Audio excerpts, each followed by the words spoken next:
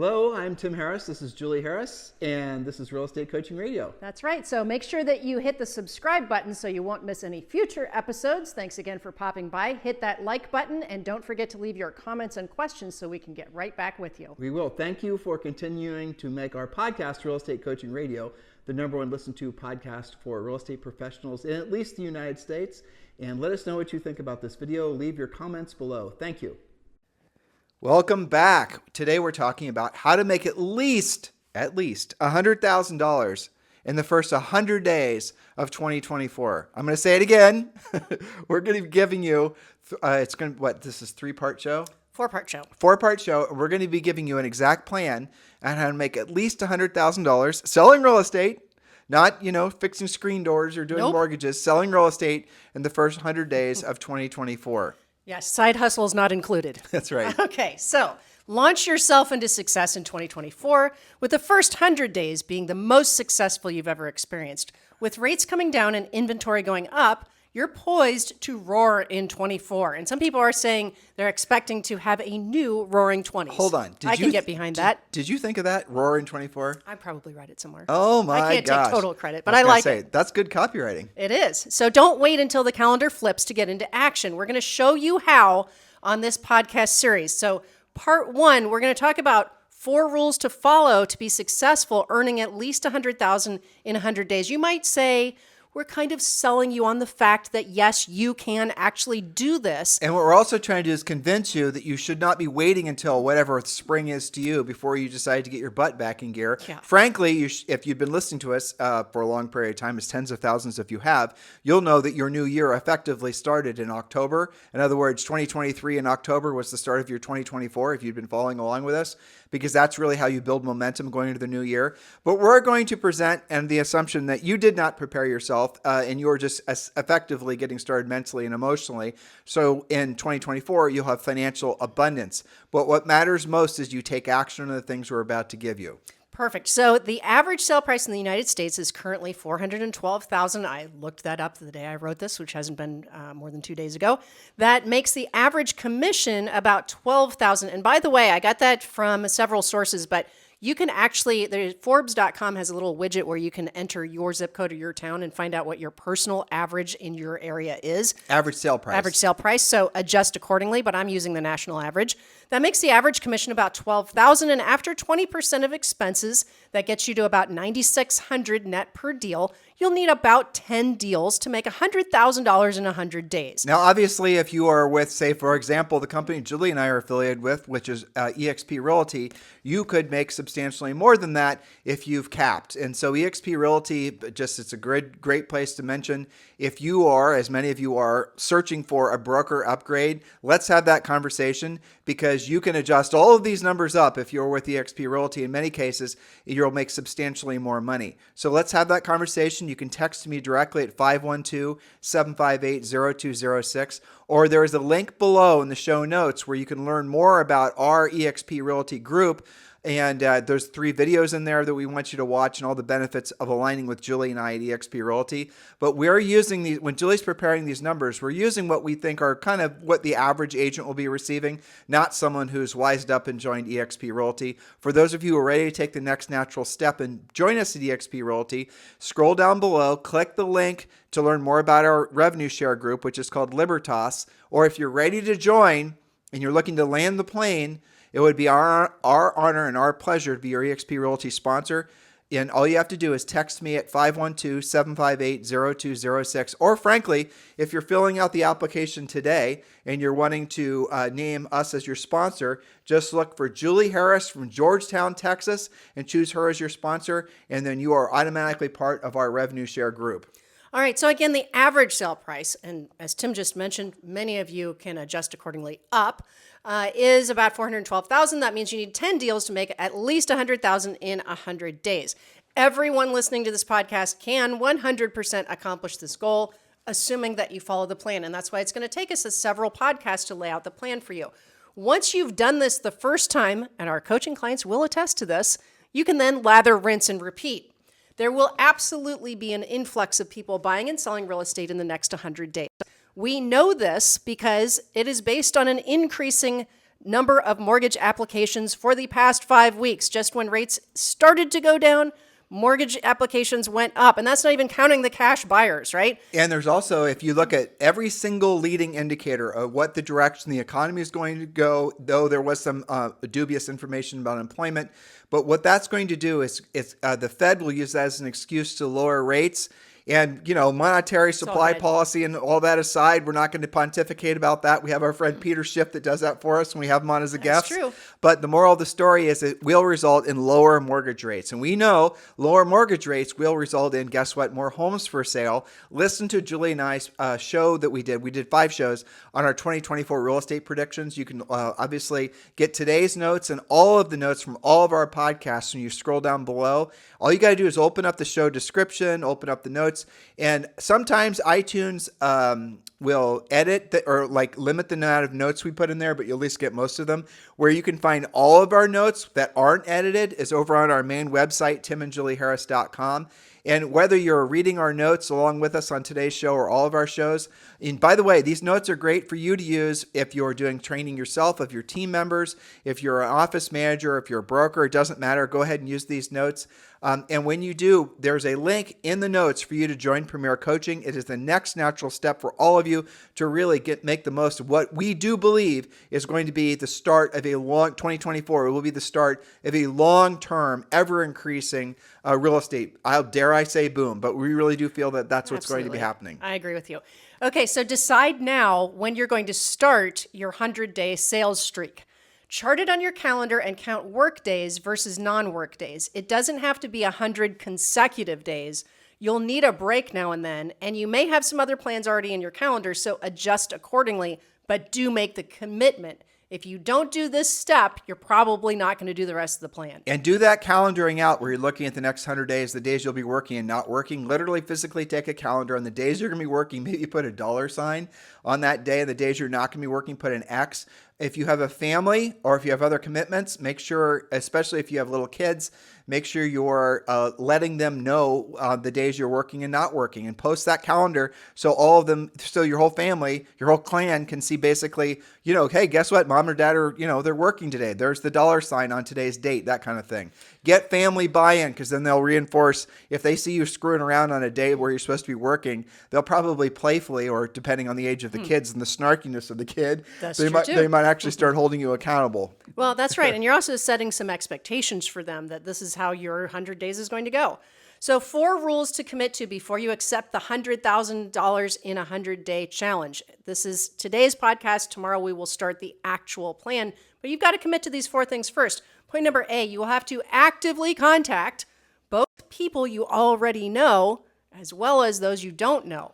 People you know are past clients, people in your sphere of influence, and agent referrals. Many of those people are in your contacts of your smartphone, or they're in your database. Same idea. People you don't know are everyone else. The question is, are you willing to speak with both in order to earn $100,000 in 100 workdays? Now, that is hedging against the fact that not all of your transactions will happen immediately from your database. We know that these are your favorite people to talk to. We want you to do that, but in order for you to get into momentum and actually accomplish this big sales streak, you're going to have to talk to people you don't know as well. And remember, the key word to point letter A is speak to. Not mail, not digitally, Facebook them or Twitter them or whatever. You have to speak to them. That's what's going to make the difference. Everyone else is leaning into digital. You need to lean into actual, real human contact. Analog. As strange as it is, the analog version of you is going to be more successful faster than the digital version of you. And I know that flies in the face of everybody, but think about it from your own perspective. How many ways do people try to, solicit you on a regular basis through digital?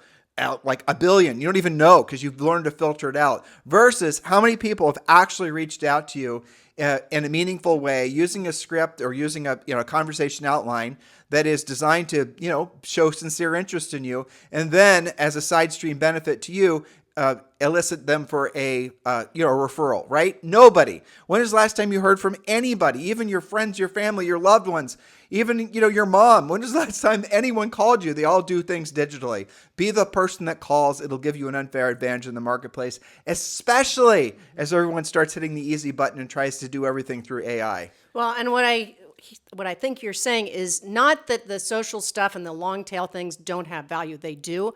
But we're talking about $100,000 in 100 days, guys.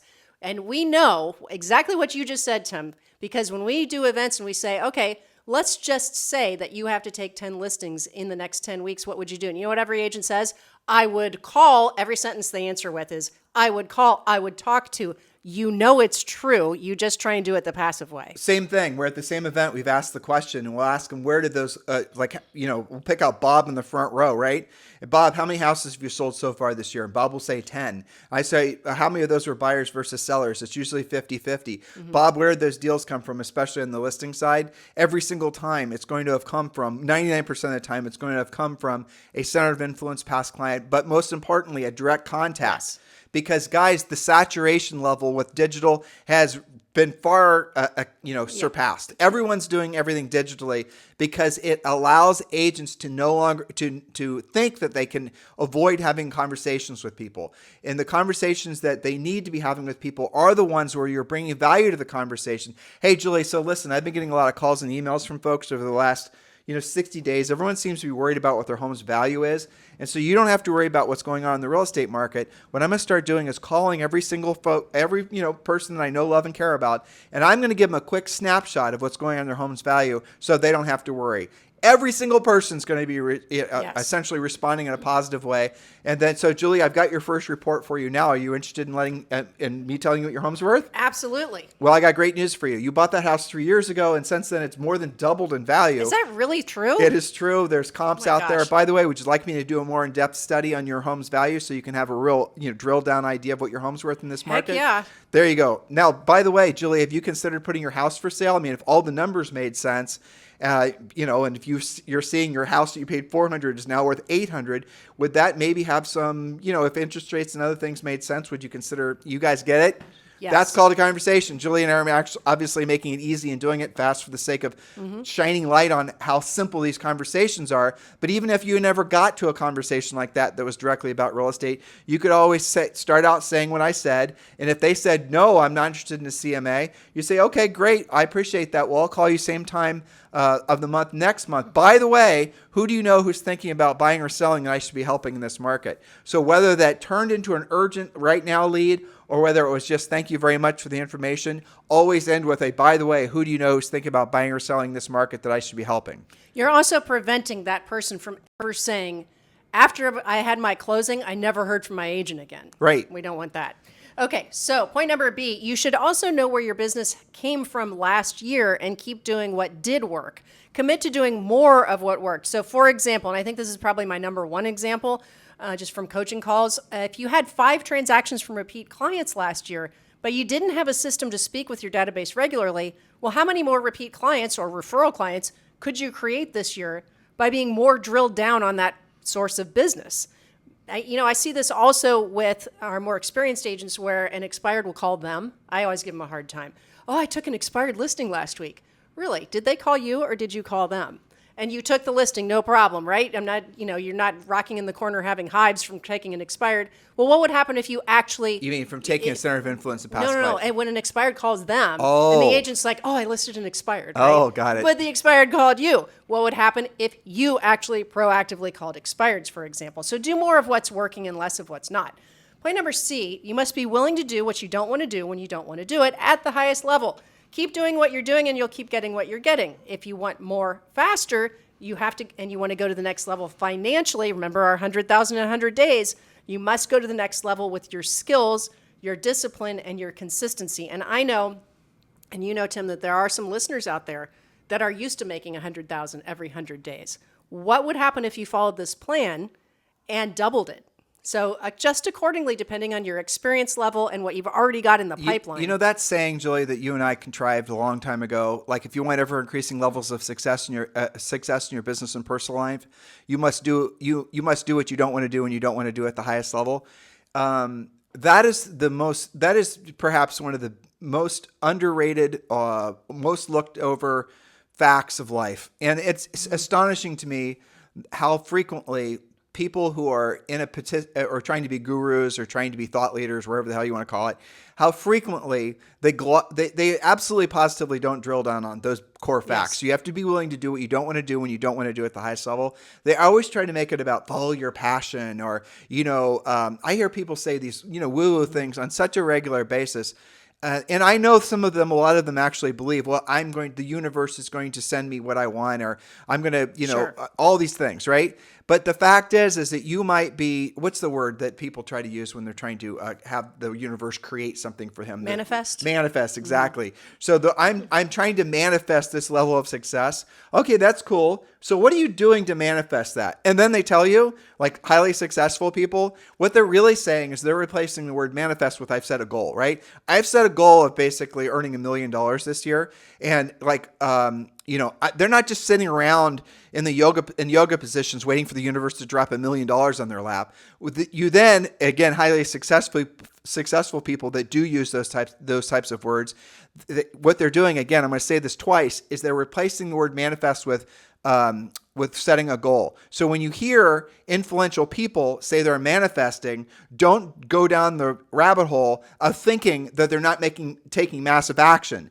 They're not just sitting there wishing for it. Exactly. Anyone who's highly successful knows that basically it all comes back down to the actions that they take when they don't feel like taking those actions at the highest level. And if you want to call that manifesting, I think it's fantastic. Call it manifesting. But what you're really doing is you're working towards the achievement of a goal. So this goes back to if you cut through some of the language that's used nowadays, and for example, follow your passion and the money will follow. Well, there is truth to that for sure, assuming that what your passion is something that other people are willing to pay for. Yes. If your passion is something that other people aren't willing to pay for, it doesn't matter how much of a passion you have for that particular thing, you're not going to earn any money doing it. So we need to start, hitting each other over the heads with the truth bat. Yes, keeping it real. Right, keeping it real, because as you enter into this new year, or maybe you're listening to this in 2024, the moral of the story is that your practical, tactical approach to life is what ultimately is going to earn you the highest levels of success. So it comes down to the number of people that if you don't have everything you want in life right now, this is a philosophical approach to success, but I think it's true. If you don't have the health, the wealth, the happiness, the relationships, the financial security, all of those things, it's not because someone's taken it away from you. It's not because you don't have the ability to earn it. It's not because you don't have the market doesn't want you to be successful. It's not because you're too old or not educated enough or too fat, too skinny, too handsome, too whatever, right? It's simply because you have not gotten your mind, and really in a lot of ways your soul, in alignment with the fact that the more people you help accomplish their goals in life, the more of your goals you will naturally accomplish. There's a direct correlation to the number of people that you help to the amount of all those things that you want. That's it. So if you see somebody that's lacking, it's because they're not making a contribution to help other people. That is how this world that we all live in is wired. It's hardwired. We're born into that reality. So don't struggle with it, and ask yourself, how can I help more people? What can I do? And as you evolve as a business owner, and maybe you're an entrepreneur by nature, and you're thinking, okay, well, now I've really mastered this real estate game. I'm really doing great. And maybe you want to move on. You want to do something else. What can you do to help more people at a higher level? And if you look to see the people that are most successful in life, it's because they either intuitively know that, read it, figured it out along the way. The people making the most amount of money are the people that are making the greatest contributions to the most people. That's it. It's not that difficult. Well, it's why we do this podcast. Yeah, It's exactly. so that we can be of service to all of you, our dear listeners. I really like that you, kept it real for them, because there is so much of this woo-woo stuff out there that I'll just manifest if I just think about it long enough and journal enough about it and meditate on it, that it surely has to come to me. And, some of you have tried that, and you're getting some success, but you will run out if you don't back it with skill, if you don't back it with action. You can call it inspired action. You can call your action part of manifesting, but you can't just be passive about it. The reason that stuff grades me in particular is because oftentimes when people become really successful, it doesn't matter. Mostly I hear this in business podcasts. They won't actually talk about the shit show, the dumpster fire, the hell that they had to go through to become successful. To get to where they are. They want to make themselves sound like there's some sort of spiritual entity that was dropped down on earth by God that immediately was ordained to be successful. Yeah. They never tell the story about all of the work that went into it. In certain circles, it's almost against the culture to talk about struggle or working hard or the fact that it does effort, the effort. People don't like to talk about that. But there is no level of success that you'll ever succeed, real success that lasts long periods of time, that is not on the other side of doing what you don't want to do when you don't want to do it at the highest level. That is called the truth. Yes. And, it's funny you mentioned that because related to this, because I've been working on, how to present all of those thoughts as well. I was listening to a sales podcast, not specific to real estate, but they were talking about, kind of like the manifesting thing, but there are salespeople that say, well, I just have a salesperson personality. And that means that everybody else that doesn't, automatically think that they have a salesperson personality thinks that they stink, right? That's the reason you and I have a problem sometimes with the hackish way that DISC personality tests 100%. are delivered. Because people, I think this is where you were going. Yeah. People will basically do these DISC tests and they'll say, well, you're analytical, so you're not the sales type, and then you're not going to be successful. You're not a driver, or you're not an influencer. Exactly, or whatever. Yeah, exactly. Okay, so here's where this went, which I really liked how they illustrated. They said that, even if you do have a more naturally outgoing personality, that is going to run out after you do X number of transactions. Because especially now when, sales are a little bit more challenging, you're going to run out of easy, organic, repeat, and referral friend deals, right? And so if you have been living just on your personality, look at it this way. You can get a little further in real estate than you can in other things. The example they said was, let's say that you have to have a surgery, right? And you go in and you meet with the surgeon. The surgeon's like, I am so excited to operate on you. I can't wait. This is my big day. Okay, I love surgery. I've sharpened my knives. And you're smart. You go, oh, this is interesting. I mean, I like you. You sound pretty interesting. How many of my type of surgeries have you done? And you go, well, this is my first one, but I've watched a lot of YouTube about surgery.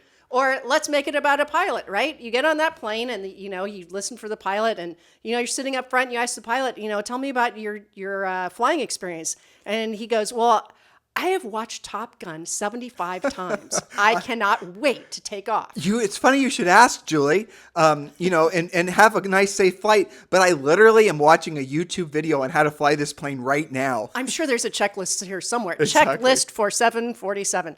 Yes. Okay. So what are you going to react in those situations? You're going to get the heck off that plane. You're going to get out of that doctor's office, even though they have the personality for it, even though they have oodles of energy and enthusiasm. You cannot rely on that for long. And so what you're trying to express to these folks is that they want to transcend whatever their current, essentially level of success is. Yeah. Which might be decent. Right. And you and I are, it's so funny. Some of these things you and I learned decades ago, they become more and more relevant. But like the levels of mastery, right? Yes. So there's the unconscious competent, or the unconscious incompetence. Yeah. That's right. It's where you don't know what you don't know. You're blissful ignorance. Exactly. Well, yeah, blissful ignorance. That's where most of you are with regards to when you get into real estate, or some of you, frankly, are in real estate for long periods of time and you stay in that mode. How do you know if you're in that mode? If you're buying all of your business is a good sign. So then what happens is you move from the unconscious incompetence phase, think about the words, to the conscious incompetence. And usually what happens is that's when you become a great coaching client. People that are in the unconscious incompetence phase are uncoachable. They will absolutely positively fight you on everything. You'll say something and they're going to go to YouTube and find a whole bunch of competing information. Yeah. They're terrible clients. Well, frankly, we avoid them as coaching clients.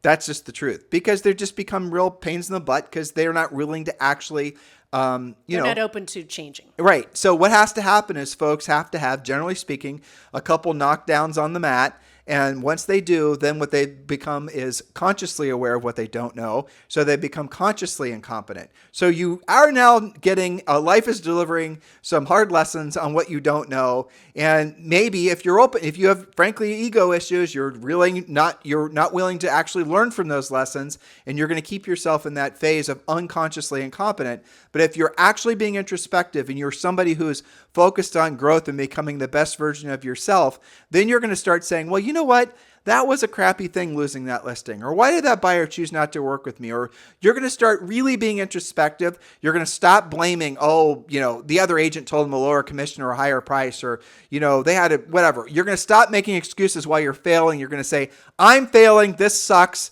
I don't want to fail anymore. That's when you're in the consciously incompetence phase. And then what happens is you become a coaching client of ours at Premier Coaching. And then you start getting your skills on. And then you start realizing all the things you don't know. You start becoming really, really excited because you see yourself, oh, well, if I had known that, I would have gotten this. If I would have known that, I would have solved this problem. Those are the best coaching clients.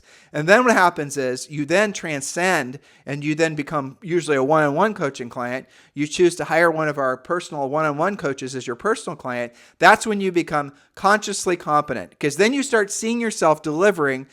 You start literally feeling like you're the best version of yourself, a real estate agent. The things that come out of your mouth are effortless for the most part. You have to think a little bit. You have to prepare for a listing appointment. You have to, you're still putting effort in. It's not all intuitive. You're consciously competent. Right. You're aware that you're good, but it's still requiring effort. You're still following checklists. Nothing's happening intuitively. Well, most things aren't happening intuitively. Now, if you stay in that mode for long enough, what happens is you naturally transcend to the consciously competent phase. And that's where you basically know what you know. You don't really, if things start to get easy. Unconscious competence. Unconscious competence, yes. Right. That's conscious that's competence. Number 4. Conscious competence. Okay. Right. We're on the ascension then. Right. But conscious competence is 4. That's okay. No, autopilot. It's not okay. What are the 4 levels? Okay. So you have unconscious incompetence. You don't know what you don't know. Conscious incompetence. You've discovered you need to learn stuff. Conscious competence, you're learning, you are applying it, you have to think about what's coming out of your mouth, you have to prepare for your appointments, and then you get onto number 4, which is like autopilot. You are so skilled that you are unconsciously competent. You really are, at virtually every appointment you go on, you're winning. All right, so listeners, let's take a poll. Did I say it right? I think I did. Julie's looking at me and glaring. Well, the problem is they all kind of sound like the same language, so I have to pause and clarify. That's fine. You could tell Julie's the details person. You can clearly tell in our relationship. The nerd bag. It's yeah, okay. Exactly. Well, okay. The point's the same. The point's the same. And you have to fight to get to that phase. And maybe some of you have been in that phase with things like, when someone's thinking about hiring one of our coaches as a one-on-one coach, we always look for past successes because it's indicative as to whether they'll be successful clients. So we usually lean into, what have you, all the way back to sometimes when they're like Zoe's age. Mm-hmm. So what is it that you've been successful at? Well, I won the spelling bee when I was in the 3rd grade. Oh, that's good. How did you do it? Or I was an athlete. Athletes are great. Or I was in the military. Or I was an airline. We look for people that have had to go through I'd say a rigorous learning cycle in order to become competent.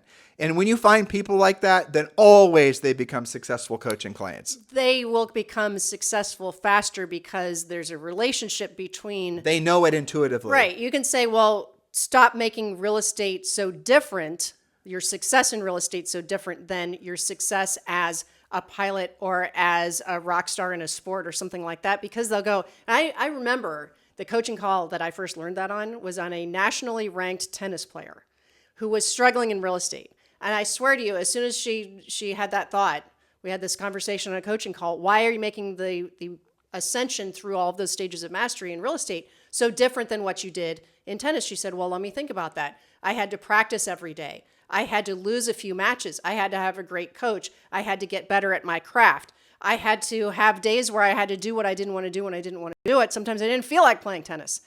And then it was almost like there was this deep sigh.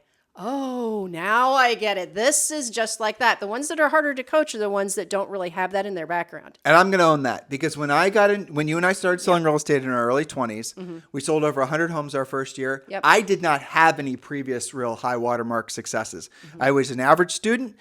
You had tons of them. You were very competitive musically. Yep. I did not have anything like that. I was not an athlete. I was an average student. I never really had any home runs academically, nothing. I mean, I just was... And yet, you did it. Well, why? Because the first year in the business, I had gotten to the point where I wasn't willing to be average anymore. You wouldn't settle for it anymore. Exactly. And so our first year we sold 103 homes. And if you haven't figured it out yet, Julie and I did it in tandem. I did most of the sales stuff. I hooked him, Julie cooked him. That was what our little joke was. Yep. And so once they were in contract, Julie took him from there. And then she eventually started doing sales herself and became a great agent.